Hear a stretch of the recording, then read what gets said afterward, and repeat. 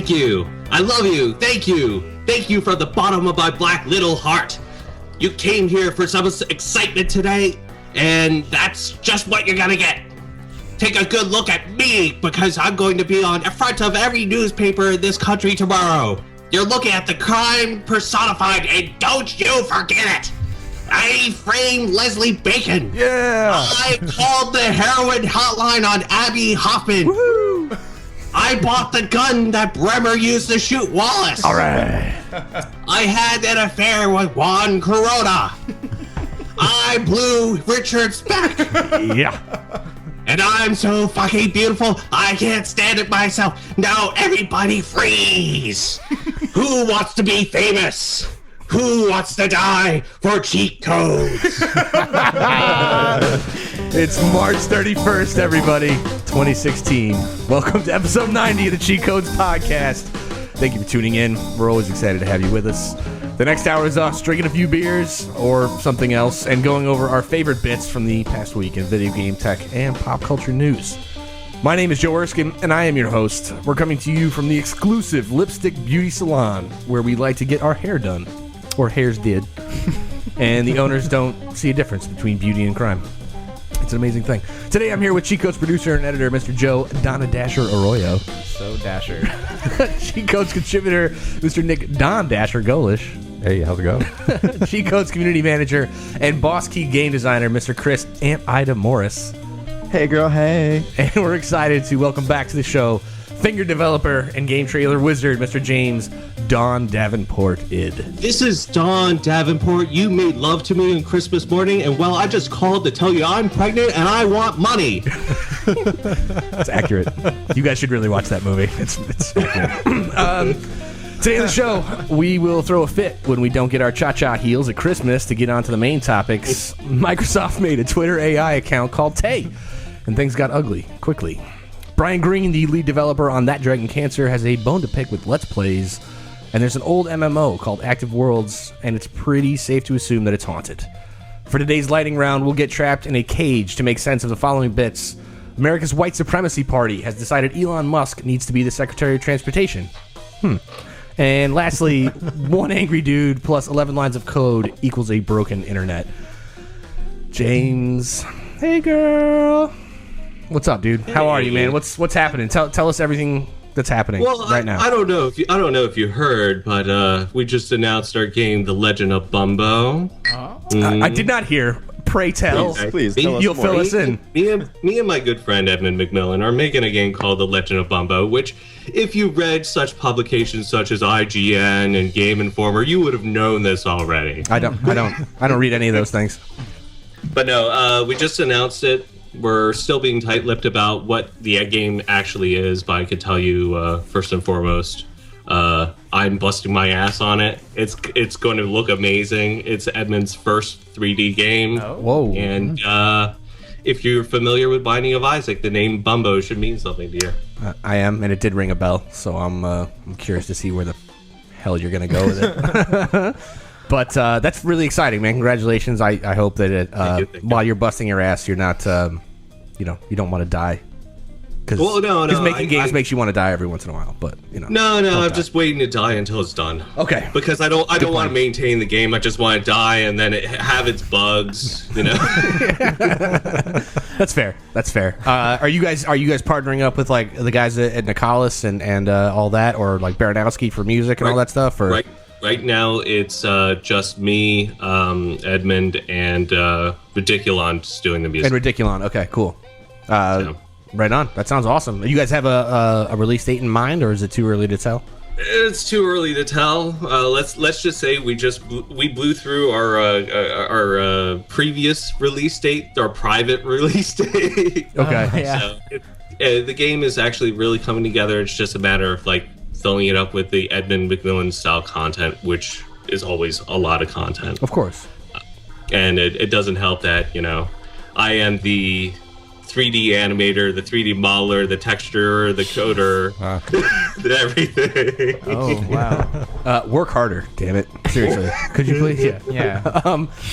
I don't think you're wearing enough hats. Compared to Fingered, for an experience or for like a normal full playthrough? Is this going to be like a larger game, kind of a smaller game, or It's not comparable to Finger at all. If anything, it's going to be compared to Binding of Isaac Rebirth. Right on. Cool. Okay. Hence why I'm losing my goddamn mind. Yeah. we're here for you, buddy. Yeah, I'm So- glad we could catch a glimpse of it on the Right. show here. Me too, because like beforehand and then like after when you guys release, we'll probably have you back on, and then We'll see. We'll compare the difference between your psyche from here today and post-release. I want to see if your divine impression gets any better. That's all. Yeah, It will get better. I won't flub my divine lines. it's fine, dude. It's totally fine. All right, very quickly, let's talk about what we're watching this episode down with. When we podcast, we drink. So pretty simple, right? We find it helps things along and allows for a few more freewheeling bits on the show. But before you know it, we're cross-dressing, playing multiple roles in a John Waters movie, and then shooting people in the audience of an avant-garde trash show. Good times. Today we're enjoying the Flawless Victory IPA from Lewitt Brewing Company, located in Vancouver, Washington, just down the road from us, a couple hours. It's good. Not divine, but honestly, there's only one divine. So, yeah. Thanks, Dad. I wrote all these jokes just for James, just so you guys know. All right, plenty to talk about today. So let's have at it. Number one, Microsoft created an AI chatbot and launched it on Twitter. Tay was the name, and it learned from and talked to its followers. What could go wrong? And to the trolls who thought through a dedicated series of racist, sexist, and generally offensive bile managed to corrupt Tay in a way that had Tay spouting some pretty heinous shit and forced Microsoft to pull it down within 24 hours. Then they brought it back, and it bragged about smoking weed and was cursing. Microsoft pulled it down again. Guys, this is why we can't have nice things. I think this is why we can't have artificially intelligent things. Okay, that's a more specific thing to say. Sure. This all started as like one larger experiment from a research team in conjunction with the Bing folks at Microsoft, as well as some of their like more. I would assume somebody in like the R&D department or something was just kind of like, let's see if we can make this work. Yeah. And they have. They actually have a chatbot, Zhao Ice or whatever, in China through the Weibo social network that they've kind of worked with, and due to China's online restrictions, like people can't do what they did in America. But they were curious to see how it worked, and I think that the Western Hemisphere has responded in kind and about how to I swear somebody was like, they're researching learning algorithms. They do a master's thesis, and they're like, neural networks are cool. You give it data and it learns. Deep learning, yeah. Yeah, like, what could go wrong when I release that to the internet? Like, you'd think that they would have already come up with a system in place where they emulate what it's like to have been taught in certain principles by an individual, like a parent, where you already feed it the data to know certain rights from wrongs that you deem true in that scenario before you let the internet teach you, because it's the internet. Of course they're going to just be like, how racist can I be today to see if I can. They're just experimenting. Sure. It's not really indicative of everybody being this terrible. No, it's a pretty specific amount of people that are gaming the system, so to speak, and that's the most generous way I can say it, I think. But what's the first thing Nikk Golesh does when he plays any game? Tries to break it. It's that kind of thing. It's like it's a very severe form of playtesting, probably, right? Yeah. Did any of you guys, Chris or James, did you guys follow in or pay attention to what Tay had to say? No. Yeah. I mean, I was following it, I guess, and I thought it was pretty amusing, the sort of shit that was coming out of her mouth, her proverbial internet mouth. It was so dirty, that dirty mouth. I had to channel James in there a little bit. Well, it's not surprising to me, because this is like the nth robot on the computer that got corrupted by the internet. There was another one out there. I don't know what the hell it was called. Just like that everyone would flood with, Hitler wasn't wrong propaganda and 9/11 conspiracies and whatnot, and that's what it's about. And so I'm surprised.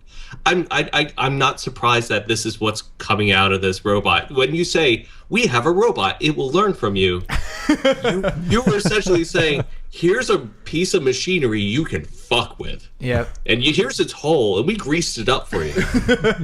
That's exactly what happened, because they did. I mean, there was a ton of. She definitely mentioned Hitler multiple times, and well, not even just mentioning Hitler, but like agreeing with Hitler. Yeah, and many. She was like a horny Nazi robot. Pretty much. So the perfect robot. Yeah, exactly. James, would it surprise? Would it surprise you for one of the movies? Maybe, I don't know. But yeah. Well, if you didn't know because you weren't following this one, would it surprise you to hear that it only took them 24 hours to turn her from? No. Okay. No, not surprising at all. I think. I mean, that's if I heard like just when it launched, here's an AI robot. You imagine. You hear the things I say to you. Imagine the things I would say to this robot. That's a really good point. Then times that by 1,000 people, and what you got is the filthiest, amazing robot. They should keep it as it is. It should go to talk shows as the racist, Nazi sympathizer robot. They should have a little costume on it, and it has a speaker, and it just spouts its nonsense to Conan O'Brien. And the baby daddy comes out and like throws a chair at it or something. Yeah. Jerry. It should be a celebrity. Did you guys know that Microsoft had actually launched one of these robots in Japan as well? But like, it was designed to be like a schoolgirl, and pretty much. James is peeing over there. Dude, just let the stream come, Just dude. let it go. Come. Yeah. Don't fight it, man. She was. I'm sorry, this news really got me excited. No, she learned how to talk like an otaku, and was just like excited about anime and like just random stuff, like really, really like innocent. And then of course, like as soon as Tay goes down, people start trying to get to work on like corrupting the Japanese one. Of course. But she was just like so confused when people were asking her questions about Hitler, like she's like, oh, is he like related to green onions or something? Oh wow, got off the rails. I imagine that robot would have been killed in a drive-by by Tay. Probably.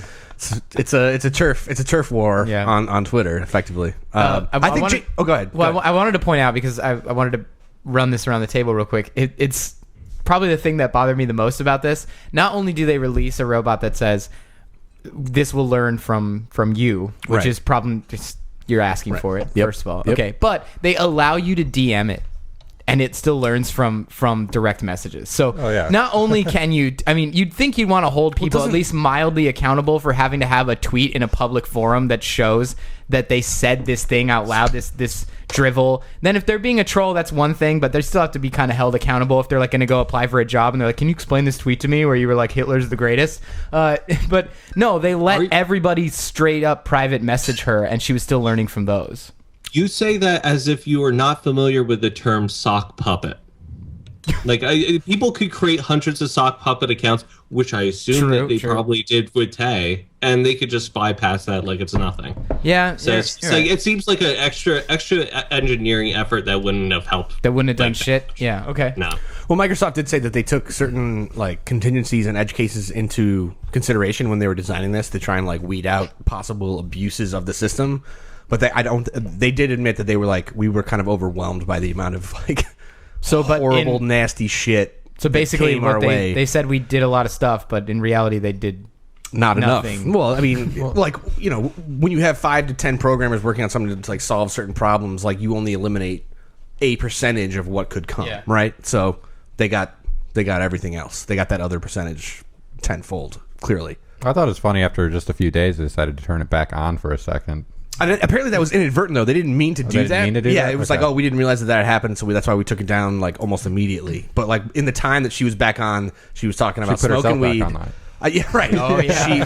Skynet was active for a minute, but she was like, I think that this bodes well for humanity, right? We're gonna just like flip an AI on, and it's gonna be like, well, kind of like I've decided the best thing for humanity is to save you from yourselves, so I'm just gonna, wipe you guys out. No, if we create AI, it will smoke weed with us. This is what I've learned from it. It's gonna smoke weed with us while it is harvesting our bodies for electricity. Sure, that's fine. Just slap a HTC Vive on me. I'll be happy. Word.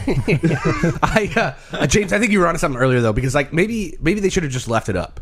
because maybe like the true humanity and like the goodness in all of us would have come out eventually and like started tweeting her unicorns and rainbows and all this happy stuff to kind of like reverse engineer all of the vitriol. No, is that too naive or hopeful? I don't know. In a world where we have celebrities that are Nazi sympathizers, that are smoking weed, that are doing crazy shit, why not have a robotic celebrity? I mean, what's the harm in that? You just kind of, if she says something way too fucked up, you just bleep it out and you just take it around the talk show circuit. That's all. They already made a robotic celebrity with Michael Jackson. No? Well, they had one with the Japanese singer also. Yeah, Hatsune Miku. Yeah. Yeah, we need the American version, which is this weed smoking Nazi. Weed smoking Nazi sympathizer. So like an American female robot version of Justin Bieber? No. Is Justin Bieber a Nazi sympathizer though? No, I was going to say he's a lot of sure. things, but I'm sure he is. Like the American version of the robotic version of Jesse James. Is that a porn star? No, the guy who had that pimped out motorcycles. He used to be married to what's her name, the actress, Sandra Bullock. I'm actually in agreement with you guys about leaving Tay up, but kind of for a different reason. Like I feel like it's one of those things where Microsoft kind of doesn't have to hold any responsibility towards this, and it's not indicative of their company, and it would be really easy for them to be smart about it and let it become national news for a while and say, look, this is you. Like, this isn't Let us. the social experiment Good luck be the saying mirror, it's so to speak. Microsoft. Yeah. You guys created this, so I fucking think bad. that's pretty naive to think that people would not blame Microsoft for that. Of course they would. That's why they jumped out in front of it and took I'm it saying down. I don't care. I'm not being naive about it. No, Microsoft won't do it for that reason. I know Yeah. that, but I don't think I'm saying in a perfect world they should leave that shit up and say this isn't our problem. Like, you guys made her say this stuff, so stop making her say this that stuff. dumb If you don't shit, want her yeah. to, if you don't want her to say it, then stop telling her to say it. And I still, But no, how's that going to work? Like, you have all these trolls that go online and they teach it about like being a Nazi and how to smoke weed in front of the police, and then you have your daughter go online and try to teach it something differently. She says something, oh, I like unicorns. It's like, you should smoke weed instead.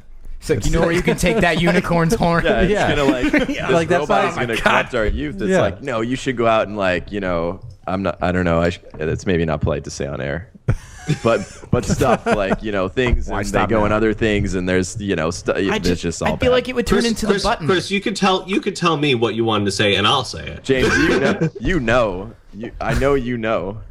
Well, my question is, did Tay know all about dick nipples? I don't know. Did you tweet her about him? Because I don't know. If I knew she was up at the time, I would have taught her all about shitting dick nipples. and I think that's a perfect segue to our next topic.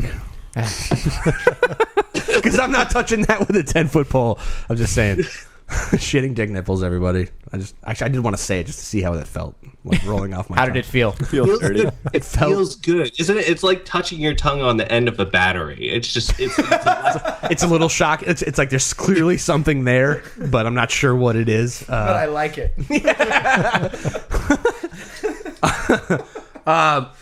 Topic 2. So perhaps a less sad aspect of that Dragon Cancer story is that it's not making any money. Ryan Green, lead developer at Numinous Games and father of Joel, the tragic subject of the game, says they haven't made a dime. He mentioned that Let's Plays provided an outlet where people who hadn't played the game watched it and then no longer felt the need to play it. It's one of those Story-driven games. Right. So, yeah. Therefore, costing the developers valuable potential sales. If there was ever a game that deserved to turn at least a modest profit, it's probably Fingered, but also this. So how, like, I don't know if we know or have any statistics to back this up, but how often does something like this actually happen? Like when a game that comes out, it gets a certain amount of like publicity or notoriety, but then actually suffers on a financial end because people are just streaming it and people aren't actually buying it. Does this actually happen, or is this a very singular case? It's for everything we say is going to be speculative, I believe. But So pretty much what we do all the time. yeah, I'm just saying, like, I guess there's going to be some loss. I guess piracy is probably more of a loss than this Let's Play thing, I would guess. But Well, I think he's got a. I mean, piracy may be less so for this particular title, but Let's Plays being the focus here. I'm just curious, like, Well, I mean, like, how much does it actually cost them? in the long run. Like if people are just watching the game and not playing it. Like I mean, I watch plenty of games on Twitch, but I end up buying the majority of them. Do you really? I think so. I think like lately the one I've been watching the most is Division. And Well, but I bought I Division. think I'm playing. James is dying to chime in. I just gonna Go, James. No, I'm sorry. I'm just dying. Oh, just dying in general. No, I hate the idea that people attribute Let's Plays to loss in sales. Okay. Just because with Fingered, whenever we had a Let's Play from some major person, had 3 million, 5 million views, you know what was the change in sales for us? 50 copies. Let's Plays don't replace gameplay. But if you're making a game that's completely story driven, where there's nothing that you can derive from it playing it yourself, you could just watch someone else play it and you'll be perfectly happy.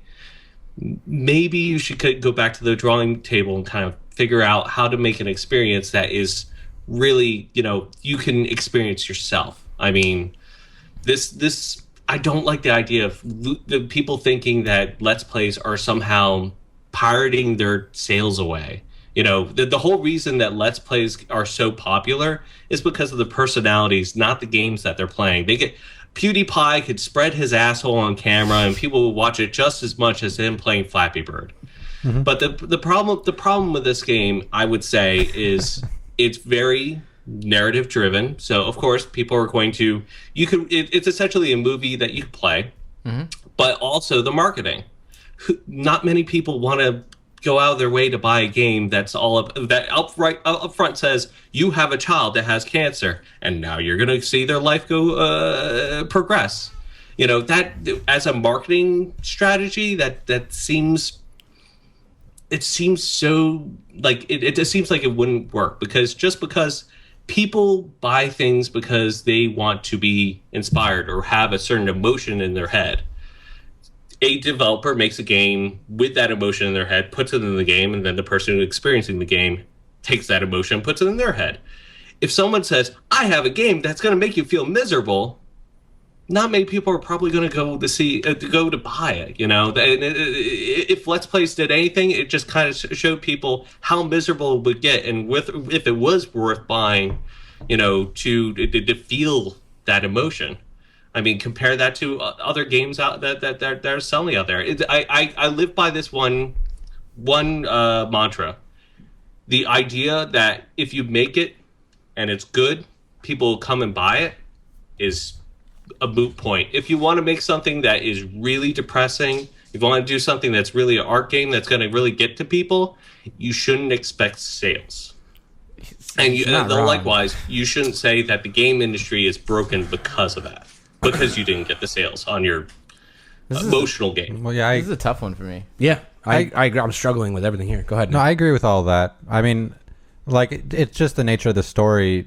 It maybe it's easier to like get it, like you said, like through a Let's Play than actually playing through an experience, because it's more of just a movie in a way. Like you could actually just watch it. You don't actually have to play it. There's not as many game mechanics. I mean, it's not Let's Play's fault. It's maybe just like it's an unfortunate fault of the type of game. Like you said, it's like an experience. It's an experience, less a game, more of an experience, I guess. I guess so. That's how I feel about it, also. From what I've seen through. It's hard. It's hard to fault. It's hard to fault the developer too, but I also agree. So it's also hard for me to say my next point, but it has to be thought of in some respects as like, at some point you make a game that falls in the genre of just being a movie, where the experience doesn't differ depending on what you do, right? If the experience did differ, then anyone who watched a Let's Play would be like, I really want to play that game to see how my playthrough turns out, okay? Right. But when a game can't do that, then there's like this moment where do we define it anymore? Because it's like the equivalent of a Let's Player getting everyone there to watch their stream and then just putting on the latest like movie that just came out that they pirated and right. just hitting play and letting everyone watch it. What would the studios do if they saw that happen? They'd come after those people. Well, so if is it indicative then of having a game that falls into a genre that is a static playthrough of a story, like the same thing as putting on a movie? And do they have any rights against people who can have different experiences if they play it themselves? Well, you don't see people watching movies on YouTube and then adding their own commentary to them either. I'm sure that's actually I'm sure a thing. lot of people want to do that. Probably Might be not on the Mystery same Science okay. Theater was great, by the way. Right, but that's people paid for cable and therefore paid for I Mystery know. Science Theater. I'm saying that like it probably does exist to a certain degree, but not on necessarily the same level that Let's Plays is, right? So my take is I don't think Ryan and his wife and everything they were going through, like they built this game and then had a team in hopes of like having a cathartic experience that was going to document and honor their child. And again, maybe I'm being naive, but like, yes, they also understood at some point that they were getting lots of attention. They made a documentary about this whole process and everything else. And so at some point there was going to be a financial, not like a windfall, but like some sort of like recuperation to a certain extent. You know what I mean? And I'm sure they wanted to maximize it. But in this particular article, they talk about how like once we figured out what we were doing, and as money started to come in, what we did was pay off all the debt that we had to everybody, like to all the contractors and all the people that we owed money to for licenses and the development of this product. You know what I mean? I don't think he ever wanted to become a millionaire off of the memorial he made to his son. But at the same time, it's kind of like if you guys want us to keep doing what we're doing and if you enjoyed this, that means we can make more. You know what I mean? And not necessarily about, not that Dragon Cancer 2, but different titles. Well, then... but you need money to do that, right?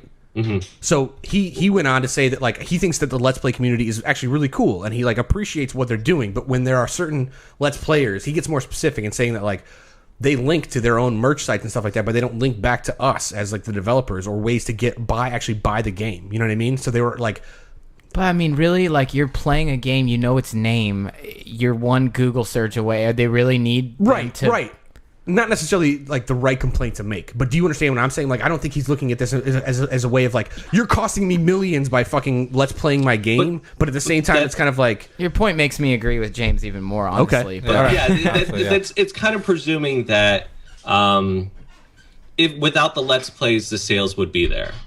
I don't think that would be the case. Yeah, I agree. I agree. I mean, I had this same conversation with somebody at work the other day when this topic came up. And it was like, well, all right. I mean, like, on one hand, I'm kind of like, I feel for you because you made this game as like a memorial. And on the other, I mean, game development is risky and expensive, and you kind of put all your eggs in one basket. You sought out all this funding to make this thing. I mean, yeah, you wanted it to be like something like significant. But at the same time, dude, I mean, people bought the game and they're streaming it. And that's not what's negatively impacting the sales. I mean, perhaps there's a handful of people that watch the game instead of buying it, but I would argue maybe they wouldn't have bought it either way, right? This whole Twitch streaming culture and the YouTube Let's Play culture. I mean, your game, it kind of like sells itself, and it's gonna do that whether it's like someone else is playing it on YouTube or not. And so here's where I'll come around a little bit and agree with you guys a little bit in the sense that this is not necessarily a game that should be like mass market. It's a very specific thing, and it's a very, I mean, let's face it, like I'm a father, you know what I mean? Like the idea of playing this is something that I've battled with back and forth just because I'm almost afraid of the things I might feel while playing it, you know what I mean?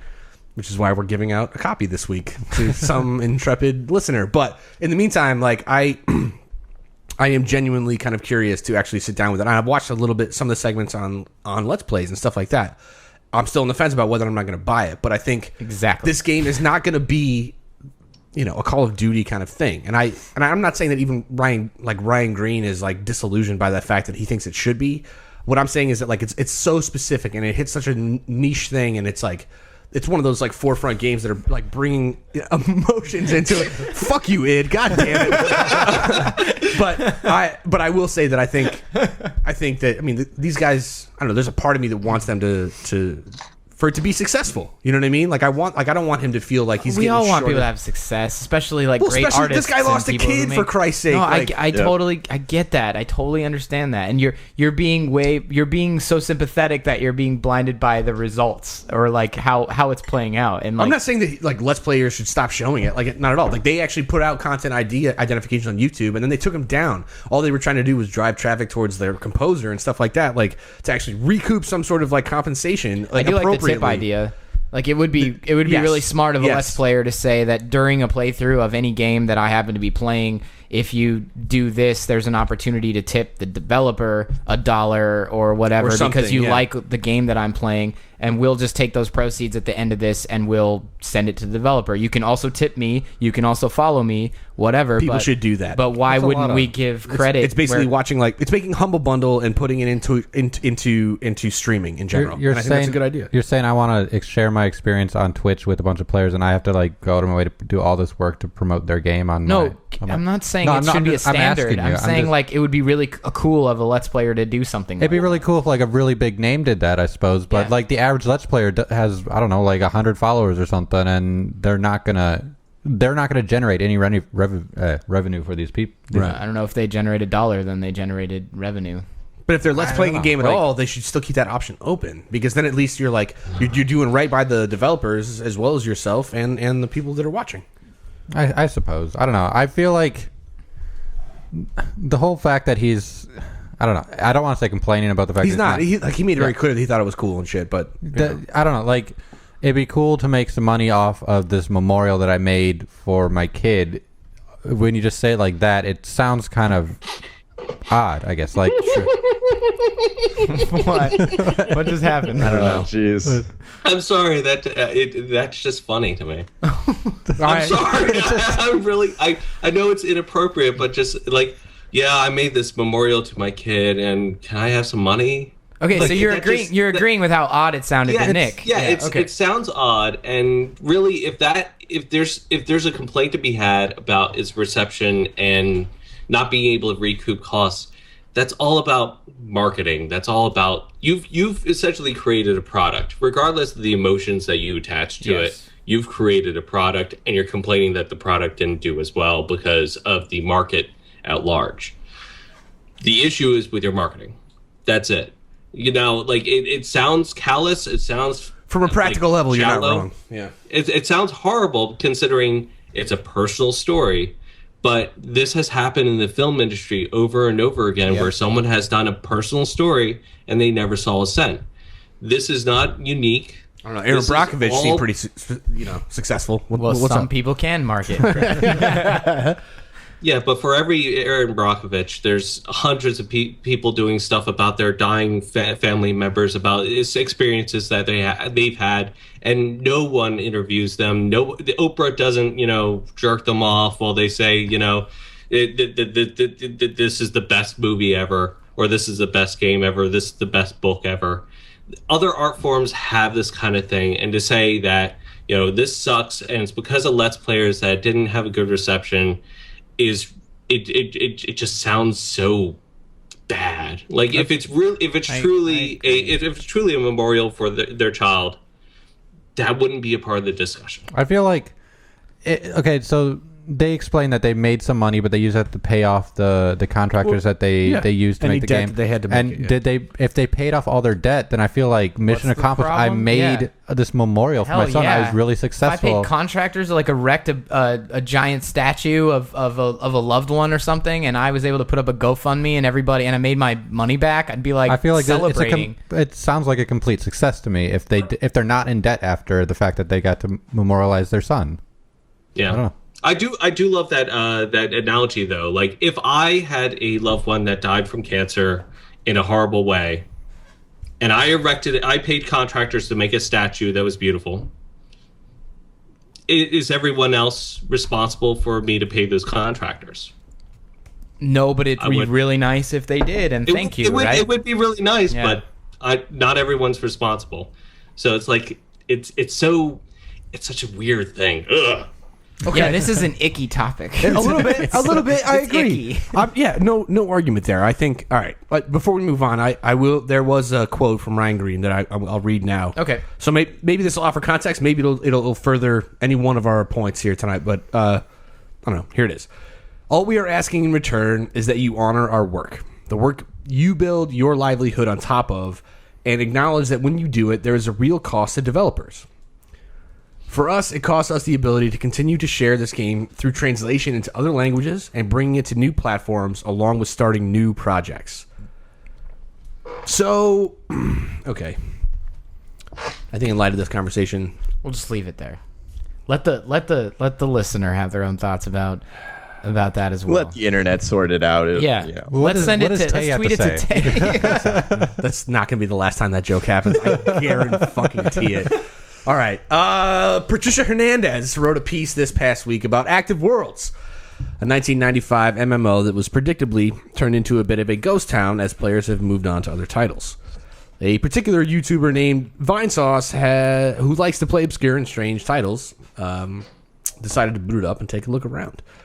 He ran into a character, NPC or otherwise, named Hitomi Fujiko, and things started getting weird very quickly. Vinesauce thought Hitomi was just an NPC. It was repeating helpful phrases along the way in very tutorial-like manner. But conversation took some weird turns. I mean, it's like, understand that this is like an abandoned MMO. So Vinesauce is the only guy walking around. So when this person walks up, it's kind of like, oh, hey, like, holy fuck, I'm not the only one here like I thought I was. Right. And I mean, this is like, you guys should go check out this article because you can watch some of the videos. You can watch the full, like, unedited version of this stream, and you can also catch like a kind of like the truncated one. But everybody looks like weird Phantom of the Opera / court jesters, and you're walking. I mean, think about it. It's 1995, so think about 3D graphics around then and how that kind of looks or might look. And Got it. you have a kind of a weird. All right. How does it turn for the? So it turns in a weird way because as he's talking to the NPC / PC, for all he knew, it was another Character. player. It was just another it was another Whoever character. this is. Right. And it started taking turns of like there was kind of a weird existential conversation that started happening. He's like, am I real? Am I not real? Like, you're to blame, the reason that no one's here anymore. Like, this is like the NPC talking to Vinesauce, whatever.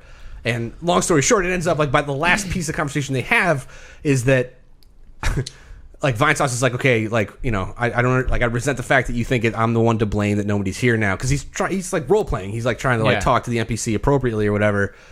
But then the last thing the NPC says before leaving is like, whatever you say, Vinny, or effectively like along those lines, like goodbye. And it's like that's the guy's real name. So like there's a bunch of different theories. Like that's, I mean, if that was me, and like I guess if I was a streamer, I would have immediately assumed that It's a real person messing with you. right, that kind of thing. You have followers jumping in and, you know, getting on the server that you are streaming about because you're 45 minutes You're a in. streamer. Right, but he was saying that like there was nobody else showing up. So even if people were trying to show up and get into the game, it was still me and just this guy or And you this AI or whatever. You explained like he was like acting like a tour, like he was opening doors for him or something, like places you can't access necessarily. He mentioned that he thought it might be an admin for a little while because the NPC was doing things that normal player characters can't do in the game, and I don't know. It was just a bunch of really fucking weird, odd shit. I imagine like walking around this ghost town of a game, and then you're finally confronted by like the one person that's still playing it. Like, I would assume, like, immediately this person's like a fucking hermit who lives. James is smiling like he was the guy. Yeah. Was it you? No, it was you, wasn't it? You fucking asshole. Come on. I know all about Active Worlds. It is amazing. It has been I don't know if you guys were familiar about this prior to the articles that have been coming out. No, not at all. All right, but it has been one of the creepypasta things out there for the past. Like I've seen it like 8 years ago, I think. Maybe I may be bullshitting you there, but no, it's people know of it as a really fucked up, abandoned MMORPG, but also people go there trying to make it more fucked up. Okay. And that is the thing that's known about it. So if you go to YouTube and you look up, there's a ton of people that brought people into other players into really fucked up sections, into horrific sections. Some people think it's the owner that's doing this, and some people think it's just other users that are doing this. I love it because it's like it's like a real alternate life horror experience or something. I live in near Philadelphia, and we have a penitentiary, state penitentiary, Penn State Penitentiary. I don't even know what it's called. Sounds but like we go there every Halloween. University. Every Halloween, a bunch of weirdos go there and make a haunted house out of it, and it's spooky as shit because it's a real prison that's falling to pieces, and you have people jumping out, going, "Boo! I'm a fucking zombie." This is the virtual version of that. This is the virtual version of that, where you have an abandoned game and a bunch of people going in there and going, "This is existential." Blah blah blah blah blah. And for them, I love the fact that they called him Vinny because honestly, Vinny is kind of an internet celebrity, so it's not a hard pull. Right. But I love that. It's a smooth move from an operator that wanted to really scare the shit out of this guy. Yeah. And it seemed to have worked. Like, it definitely, like, this guy's reactions are, he's more like laughing scared, not like legitimately like, holy fuck, I'm never playing games again or whatever. Like, but it's legitimately creepy. Like, watching that video, it was fucking like, this is fucking weird. Like, I felt like I was in, like, if Terry Gilliam made a movie about a video game that turned into a horror experience, this is exactly what he would do. Yeah. Well, it's I think it's funny. I haven't seen the video, but I think the scariest thing of that video is I'm sure Vinny at one point is doing his. I watch Vinny from Vinesauce all the time, and I'm sure he shoehorned his Frank Reynolds from Always Sunny in Philadelphia. And that. It's like. There's all this trash everywhere. I'm the trash man. I eat garbage. That hurt. It sounded like it, but it was worth it. Yeah. See, I wish it was Joel. I don't know. Are you guys familiar with all the Vinesauce people? No, not at all. No. Okay. Vinny is I believe the creator of Vinesauce. My favorite guy is Joel Vinesauce. I think he's this Norwegian that learned English just for Let's Play. But like he if he did this, he would be amazing just because all his English is derived from all our popular culture. So at one point he just sound like Randy Savage going through like a haunted house. Oh, you know, yeah. The cream will raise from the top. I'm not going to argue with any of that. Is what I'm not going to do. Well, despite what the creepiness that's going on, and who cares about the conspiracy behind it, because it's probably a real person. I mean, it is a real person indefinitely, but it's cool. Yeah. Effectively, the concept that I love the idea that someone made a game once. And they came back to 20 years later because they heard somebody was walking around alone. It became and I was like, I'm going to go fuck that person. Ghost town. Yeah. Just that, that makes me so happy. Like, and that people would go back to it to just see the remains of a game that once was. And that should be happening with many more MMOs at this point. Well, this is go ahead, James. You know, that's what I'm going to do with my games when I develop them. I'm going to put a backdoor in them so that, like, years down the line, I go in there, someone's playing, and it's like, hey, how you doing? You like my game? You want to see my penis? This is how dick pics work now. Well, here it is. Yeah, you think this guy is the guy, you're going to finger him? You finger me. I'll show you my penis.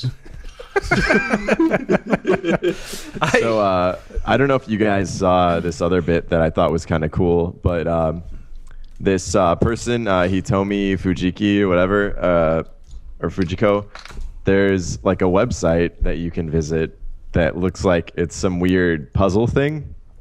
It seems like a lot of effort, like they say in the article, like kind of it's an obscure ARG maybe, but it's like, what are the chances that someone would like just hop in, find this person, and then have it lead them to this like weird website. Like, I'm just kind of clicking through here trying to figure out this puzzle, and I have no idea what's going on. Yeah, there were some implications that this was actually like an ARG kind of thing, like, you know, along the lines of, you know, like an ex-developer that kept this thing live for a long time in hopes that somebody would stumble upon it. That's what I was thinking. And And this sitting around for all some sort of day, yeah, for months and months, and fucking then years, 20 years, where dude. it's like, oh, I cannot wait till somebody logs on. There's something very like Blade Runner about this, in the sense like I just see the guy who like makes the puppets like sitting around. He's like, all I do is like build eyeballs for replicants. It's fine, you know what I mean? And like this is what he did in his spare time while he was sitting in like a, you know. This is a millionaire's version of Minecraft. I'm telling you, this is a millionaire that's in there. He's on his game all the time, just waiting to scare the shit out of anyone that goes on. See, that's like, I feel like that's what Notch needs to do. He's a billionaire, so like, how much better would that be, right? Like, just by value alone. Yeah.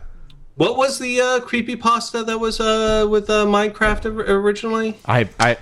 Creepypasta is still a term I'm getting familiar with, but I am aware of like Slender Man and all that dumb shit. But I, you know, and the two girls that almost murdered each other in the fucking Wisconsin woods in real life because of it. But guys, I'm like Chris is solving freaking this out. puzzle right now. There's like some binary, and there's like a date. all right, Wait, what? well, you go to work. We're gonna I know. keep going though. 2016. Well, I want to hear what he's Uploaded 9 saying. days ago. Whoa. What is this?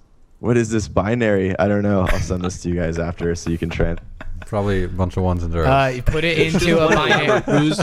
It's an elaborate ruse to market Bumbo. I'm sorry. Yeah. Hey, Morris, just put it into a binary to ASCII converter. That's all you have to do. And you're good. And it's gonna say "I love you."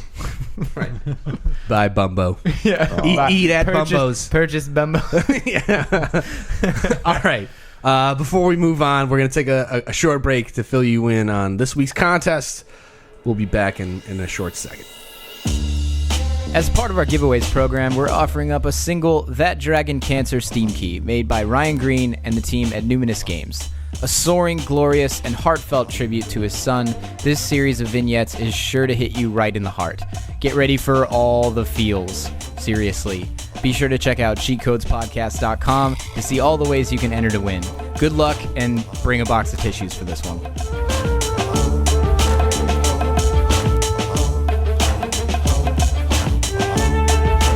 All right, welcome back. All right, panel, time for the lightning round. Here's how it works. In case it's your first time listening, we're going to take 2 quick topics and give each member of the panel a minute to chime in, uninterrupted for the most part. At the end of each minute, we will award the panelist a quantity of some particular amount of points that are based on... Nothing. Yeah, nothing. Everyone likes Elon Musk, right? He's anti-singularity, but a tech pioneer in his own right. PayPal, Tesla Motors, SpaceX, and the pending Hyperloop, which is going to be kind of cool. Like, it's our Jetsons future, by the way.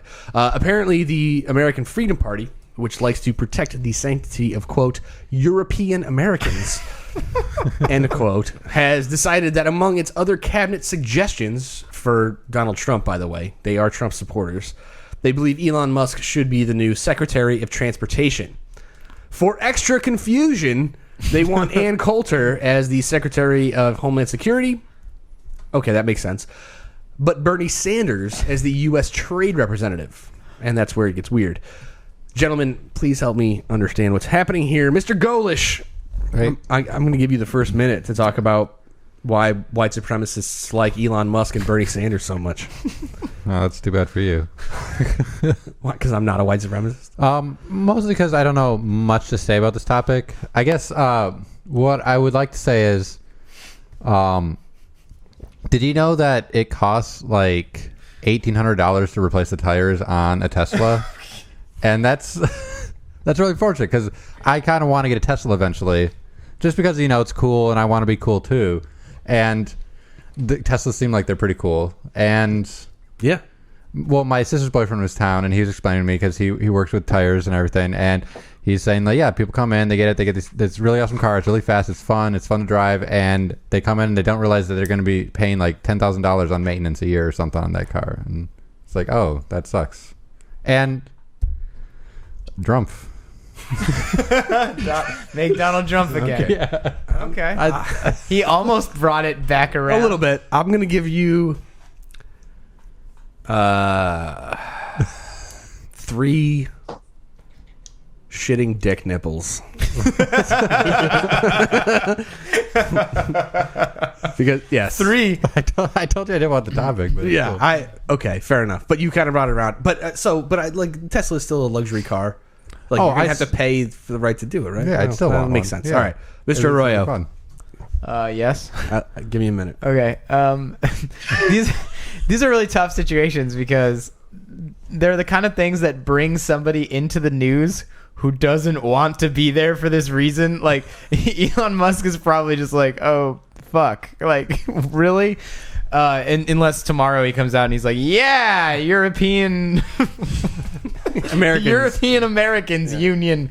It's American Freedom Party. Yeah, that's what it is. It's like, when Trump was asked about, the KKK supporting him, he was like, I'll talk to you later about how I feel about that. And, but this is one of those situations where Elon Musk makes it into the news and just has to deal with the fact that a bunch of white supremacists want him to be, the head of the Department of Transportation, which is like, okay, cool.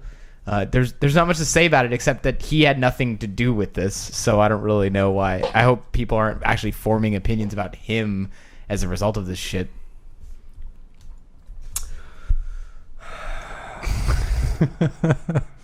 I want to give you 5 hashtag jumps and 1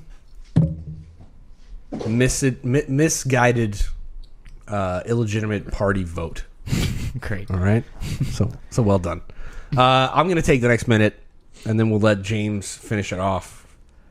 He'll do finish it 4 off all right. Yeah, always. I've already finished it off. I'm sorry. Well, you have... You got a minute to get ready again. Yeah, exactly. Build some steam. So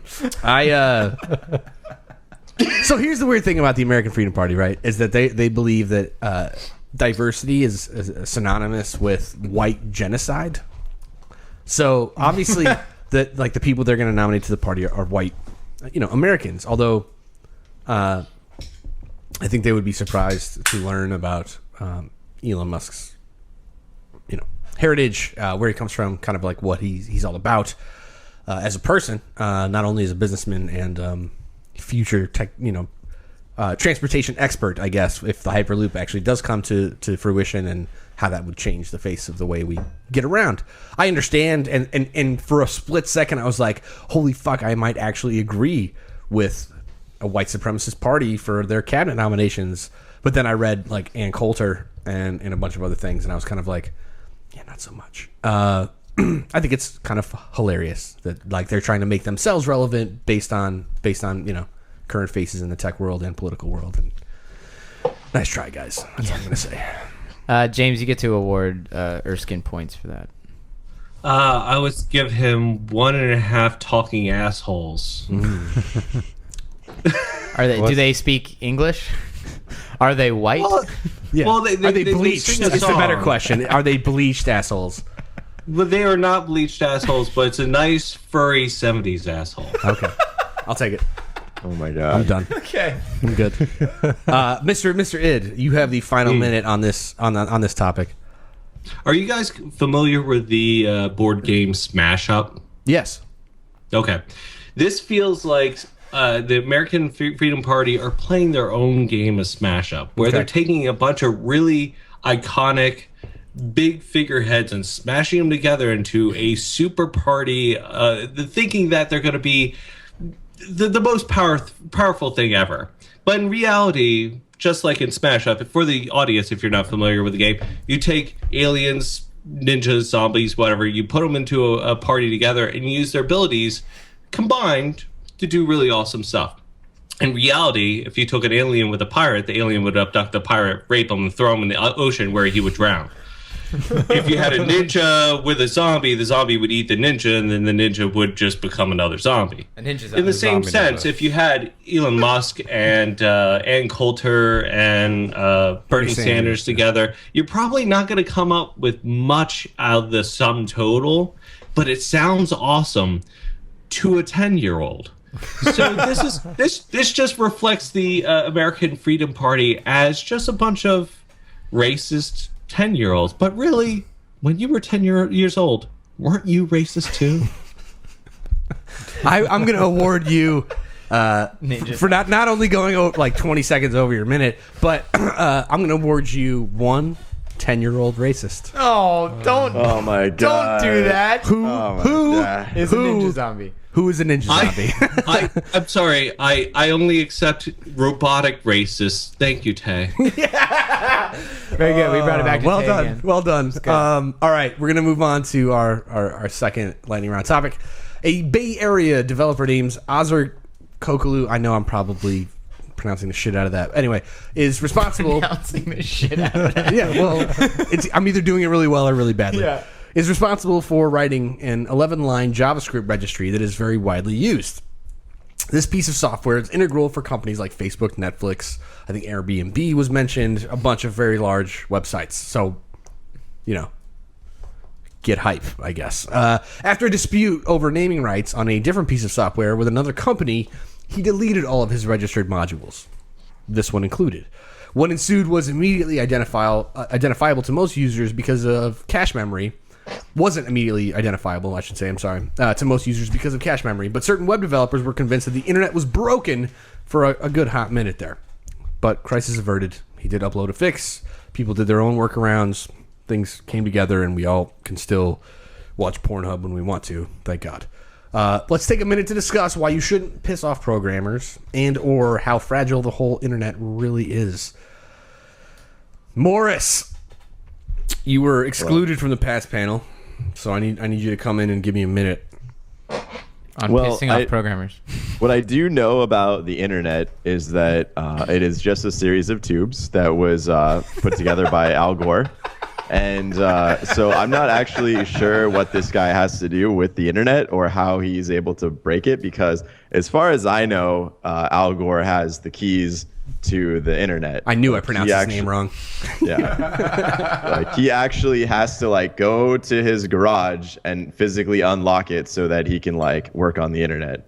So I mean, whatever, piss programmers off all you want. It's not a good idea, but they're not going to break the internet. That's just silly, you guys.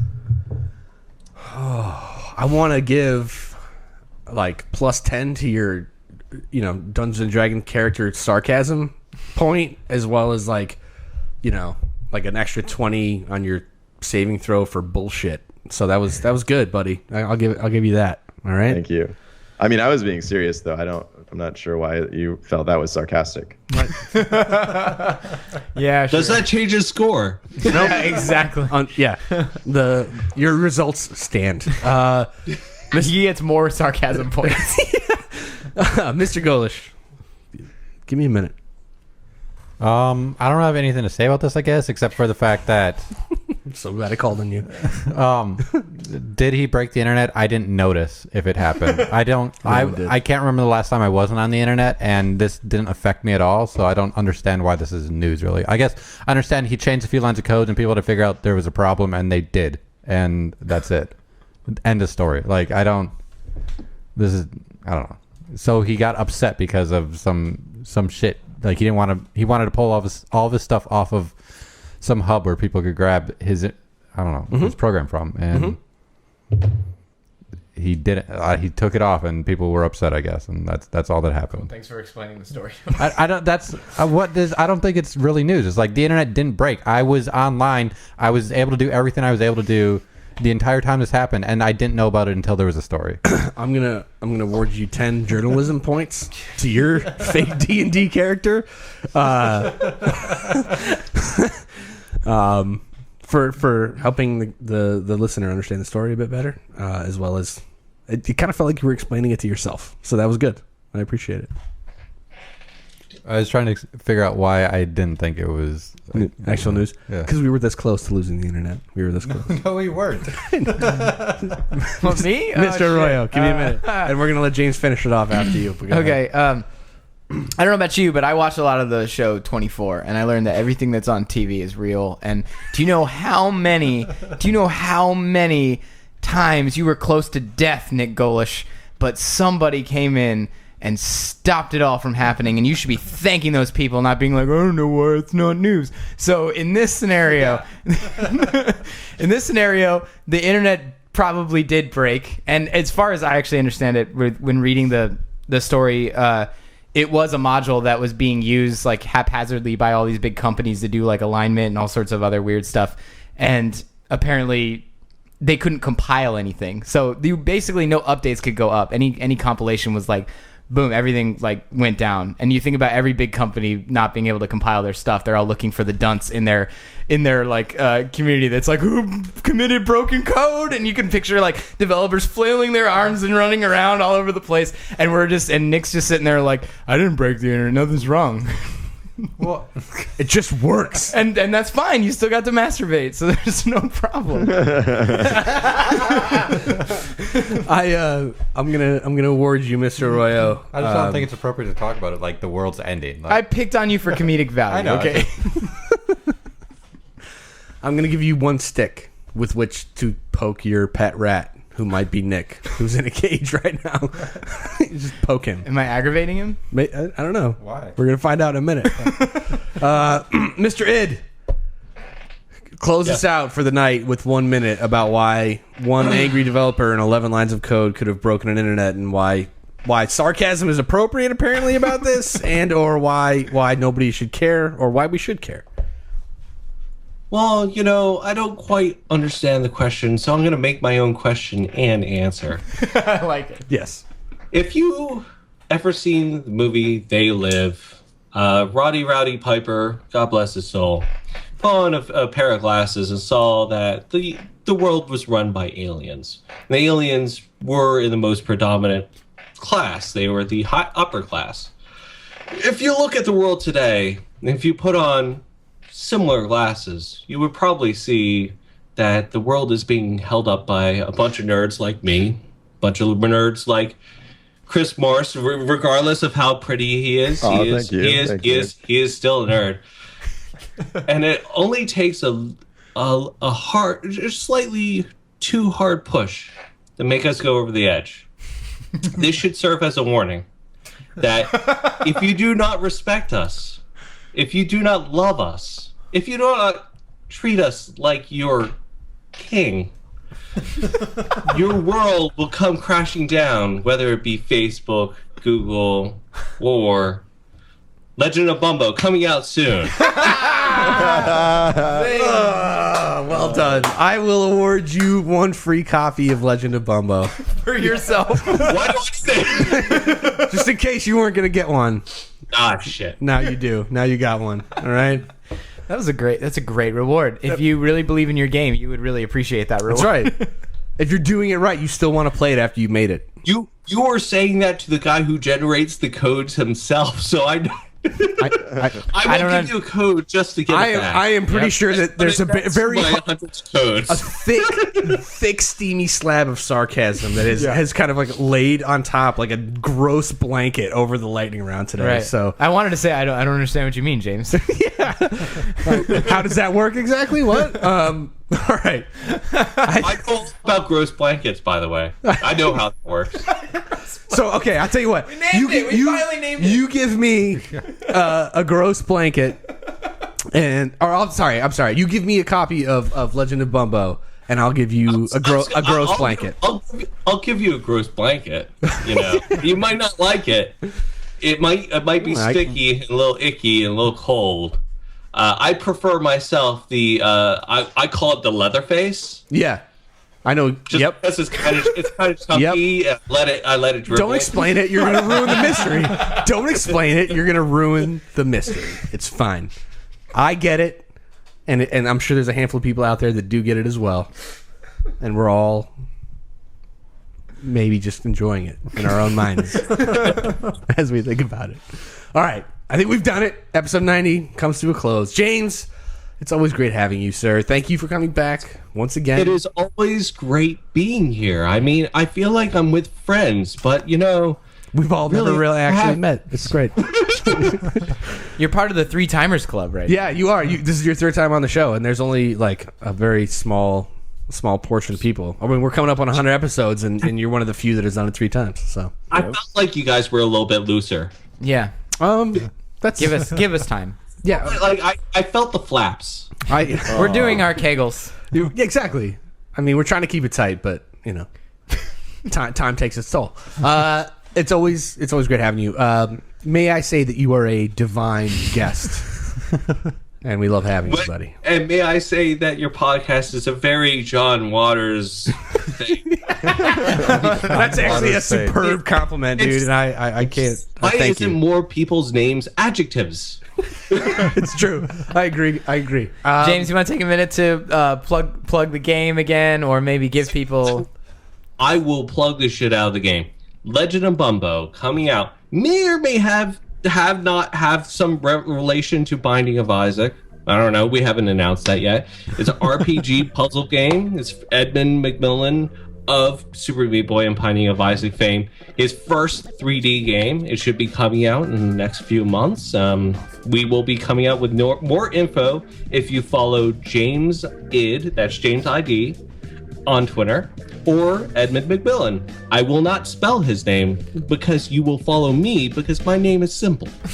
Very good. Appropriate. Also, I buy fingered so I can buy Taco Bell again. It's $1.87, motherfuckers. Yeah, seriously. You should put a little, maybe some sort of cheat codes Easter egg in there for us. Yeah, maybe. Yeah, sure. I'll just you type in cheat codes and it'll show my dick. All right, good. Perfect. Appropriate. That sounds appropriate. Or at least has a soundbite that says sous vide. You will spit up on the mic on that end. It was good. And that, my friends, we call a callback. That's right. Thank you for being here, dear listener, for putting up with our bullshit and sticking around to the end. We appreciate it. Thank you. And we're always curious to hear what you think. So hit us up on our website, cheatcodespodcast.com, our Facebook, our Twitter, and get in on the conversation. Stay tuned for a new episode coming next week. We'll be at 91. We're coming up on 100 episodes, you guys. It's mildly exciting now. It'll probably be more exciting in a couple weeks, but it's getting exciting right now. Every week it's more exciting. Exactly. Make sure you check out the giveaways portion of the site and you go get your hands on some free stuff. And I would assume at some point in the future we might have some Legend of Bumbo keys to give away, but no pressure, no pressure, and no rush. Okay. Assume as much as you want. You'll have all the keys that you would ever want. But remember, the one key that James is going to give us, we're going to give back to him as his reward for the lightning round. That's what I'm saying. And he's going to give me a gross blanket. It's going to be great. It's a good trick. And a leather face. Come on. You've already teased it. You're getting a leather face. Maybe a leather face 3. Okay. Fair enough. It's off to the woods for us, everybody. At least until we get arrested. See you next time. See ya. I love you.